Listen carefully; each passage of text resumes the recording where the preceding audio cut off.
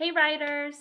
So, yesterday you guys learned about thinking of questions that your reader might have and answering those questions. So, I know that yesterday you guys worked really hard to think of those questions, think of those answers, and write them down in your nonfiction stories that you're writing. Give me a thumbs up if you did that yesterday. If you thought of some questions and added them to your writing. Either you went back and added it to an old one, or you wrote a new one and thought of questions. Did you do that yesterday?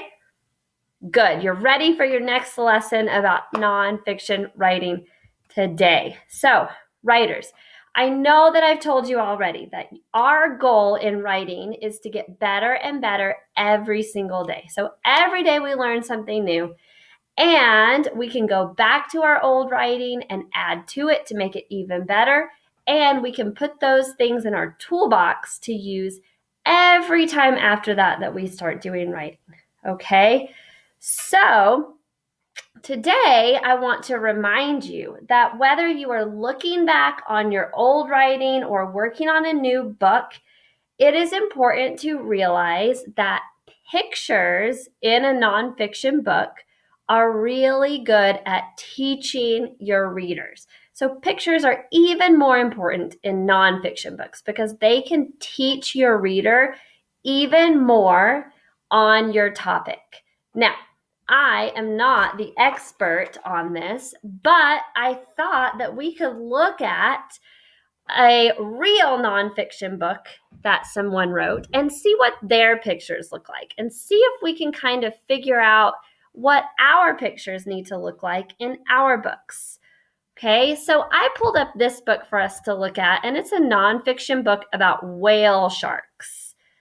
So I want you guys to notice a few things in the pictures. I'm going to show you a few pictures that I picked out for us to look at. Okay? So let's look at this picture. Okay, this is talking about how big the whale shark is. What do we notice is in this picture? I'm noticing labels. This says this is a whale shark. This is a human. And I'm even noticing they're giving a little bit more information, how long the whale is and how much it weighs and how tall the person is and how much the person weighs so that you can kind of compare. So I'm seeing labels in this picture.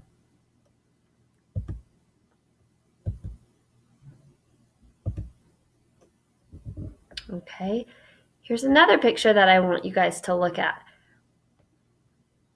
Look at the labels on here. This time it's labeling the parts of the body. And I want you guys to notice that this label, it doesn't just say mouth and point to the mouth. It tells me a little bit of details about the mouth. Not very much. It doesn't have to be super long. Labels are usually short, but they might tell us a few more details. So this one says mouth in front of its head. Okay. 5 large gills on each side. So it doesn't just say gills. It tells us how many gills he has. Large back fin and tail fin. So it doesn't just say fin. It says that it's a large back fin. So it gives us more details in these labels. Not a lot of words, but more than just one word in the label. Okay?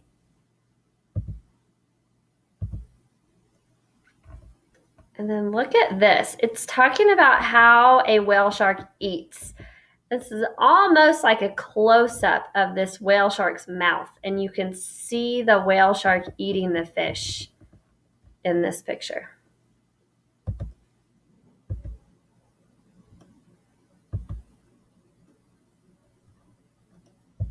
Okay, we're going to look at we're going to go through and look at a couple more. Okay.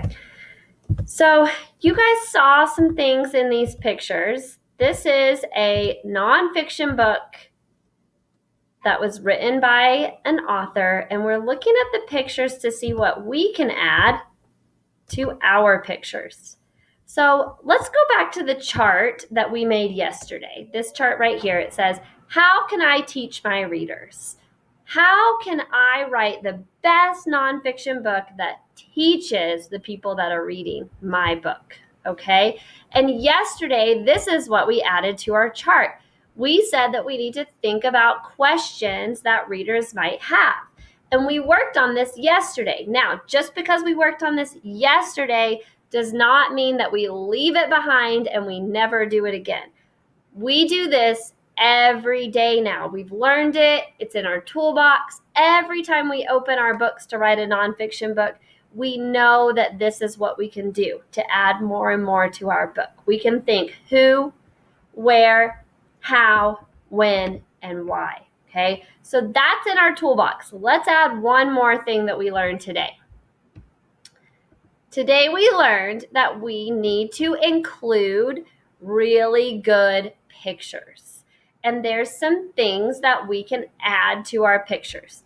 We need to add arrows because we need to know what part you're talking about. So you don't just write a random word and we don't know what you're talking about. You write a word and you use an arrow to point to that part on your picture. And then this one says caption. So that's just like what we read. So you would say large, thin in the back. That's a caption, and it goes with your arrow. And then another thing that's really cool to add to your pictures is zooming in, get a close-up. Like the one picture we looked at where it was talking about the whale shark eating, and you could see a close-up of its mouth and the fish going into its mouth. So we can add close-ups to our pictures too. Okay, writers, here's your job today. I want you to get out all the books that you've already written. You may have only written one book.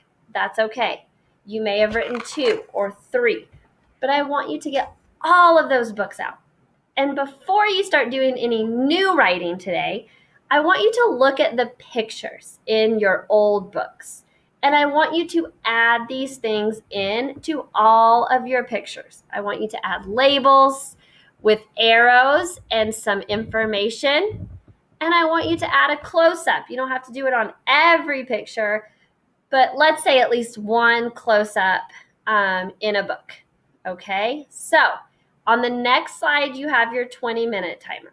I want you to start your 20-minute timer, and then your very first job today is to go through your old books and make the pictures look like the ones that we just saw.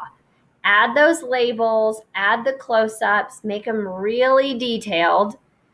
And then if you get finished doing that to all of your pictures, then you may start a new nonfiction book if you would like. All right, writers, I cannot wait to see what work you're doing in your nonfiction books. I hope you have fun today, and I will see you tomorrow. Bye.